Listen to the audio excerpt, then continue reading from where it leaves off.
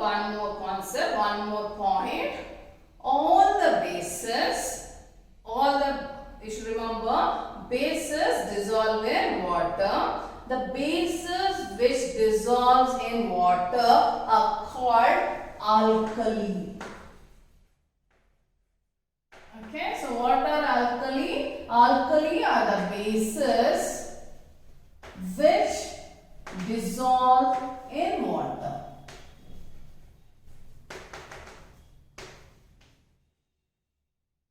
At the same time, all the bases do not dissolve in water. So find out which are those bases which does not dissolve in water. Okay, so I'll be asking you in the meeting. Okay, yes. Now, there is this activity 2.10. From that time I was telling you, dilute acid. What is dilute acid? Okay. And what is weak acid? And what is dilute acid? So you should know, whenever we talk, when we say it's a strong acid, strong base, and these are weak acid, right? When we talk about the organic acid, the acid which is present in a lemon, citrus fruit, or in the tartaric acid that is from tamarind, they all are weak acid. Organic acids are weak acid. So how do we measure the strength of the acid? That's what we are going to learn. Before that, whenever we want to dilute an acid, so I have now strong sulfuric acid. So when I have a strong sulfuric acid, I have to dilute it. So how to dilute an acid? So the question here is, I have a beaker and I have acid. Now the beaker contains water. In another beaker I have taken acid. Say concentrated sulfuric acid I have taken. And here I have water. And I want to dilute sulfuric acid because whenever we are conducting experiment, I want to reduce, I have to dilute it because so acids are highly corrosive. There will be given label on the acids and the base, strong base, that it is corrosive. If you come in contact with the acid or the base, I may burn, I may get injured, right? So they are highly corrosive. Acids are corrosive. They are corrosive. Okay. So how should I dilute an acid? Now, water is there, sulfuric acid is there. Should I take this water and put it in the acid, or that is, I take a dropper, it's not directly. Imagine I take the pipette or the dropper, take water in this or take it in a test tube and add it into the sulfuric acid, or should I take the acid in a dropper or pipette?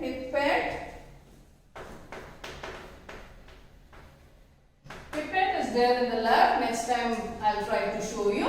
Okay, should I take the acid and put it in water? What should I do? Which one should I follow? Taking the water and putting it into the sulfuric acid, or from the acid to the water?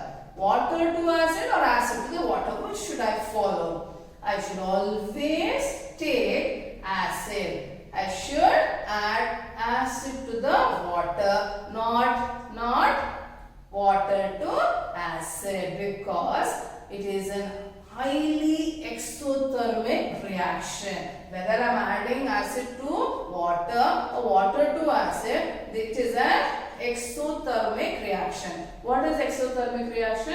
A reaction which will generate high energy. It will generate energy. That is exothermic, which releases energy. So this is an exothermic reaction. So I should be very careful whenever I am diluting an acid. I should always remember to take acid and put it in water, that too drop by drop. And if possible,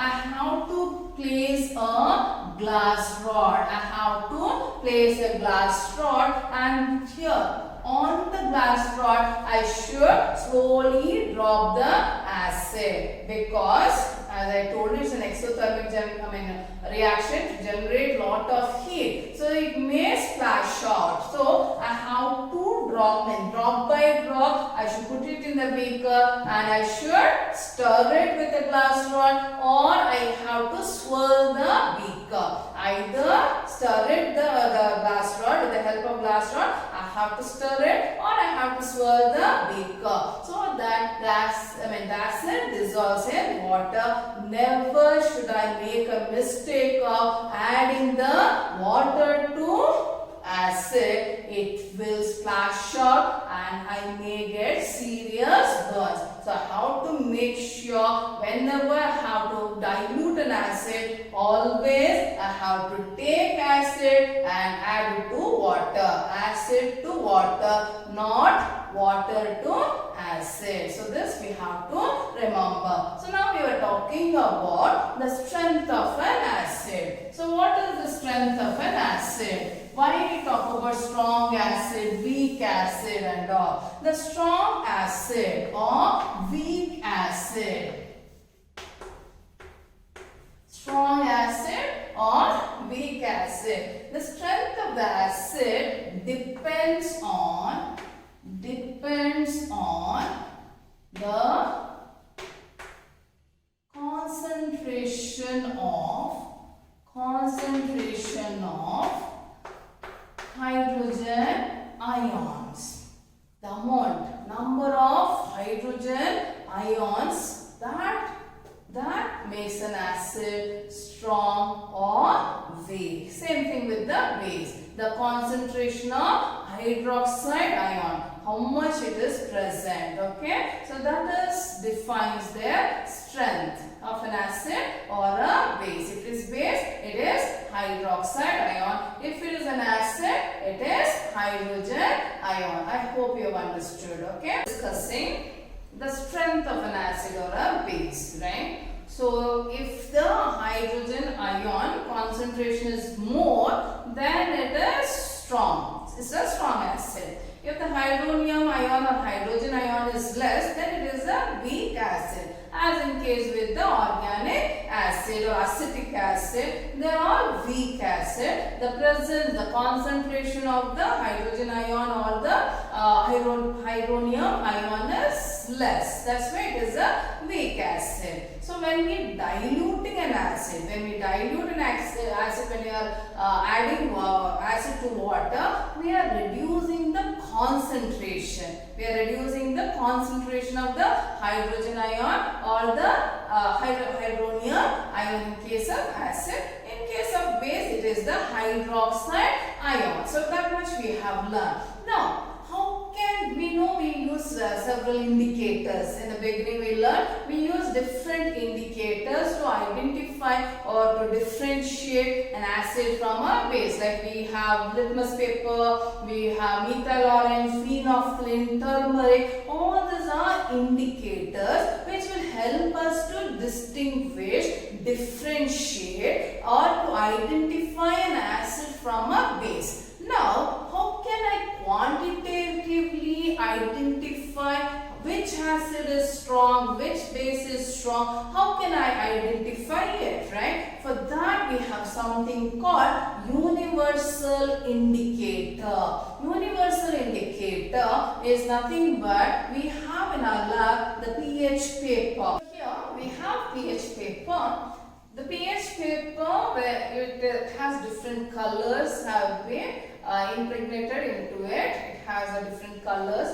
Okay. So what happens is that when you take this pH paper and dip it in different acid or base solutions, it will give different colors depending on the strength. Okay. So here we do have a scale. So measuring scale we have, it's a scale for measuring hydrogen ion concentration in a solution, that is called pH scale. We have a pH scale. The pH scale will help us to identify or measure the hydrogen ion concentration. So the P in pH stands for potence. The P in pH scale stands for potence in German, which means power. Potence means power. So the pH scale ranges from 0 to 14. And we have 7 here. So we have 1, 2, 3, 4, 5, 6.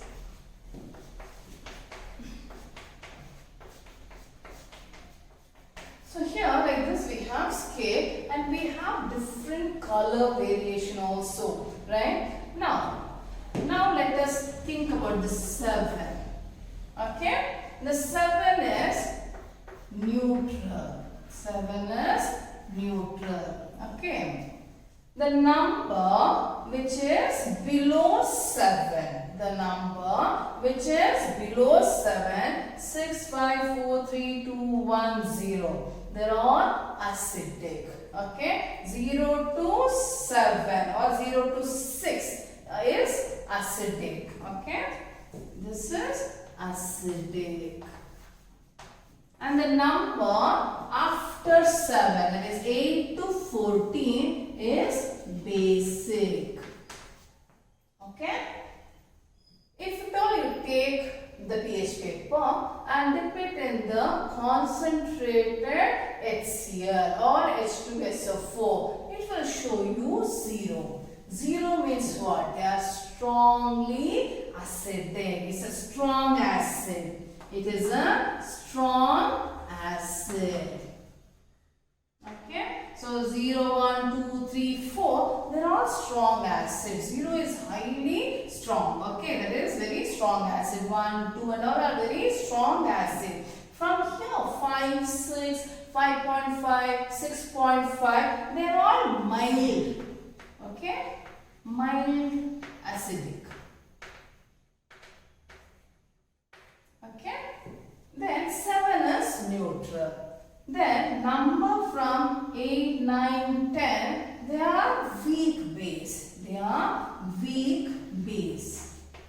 They are mild, mildly basic. Okay. Then the number 14 indicate it's a strong base. The number 14, that is sodium hydroxide, will give us purple color. Okay. So that is strong base. 13 is a strong base. Okay. Then the 8, 9, 10, they are weak base. So pH scale will help us to know the amount of hydrogen ion as well as hydroxide ion present in acid or base, which will help us to determine the strength of an acid or a base. That is our pH scale. I hope you have understood this. Okay. Yes. Thank you.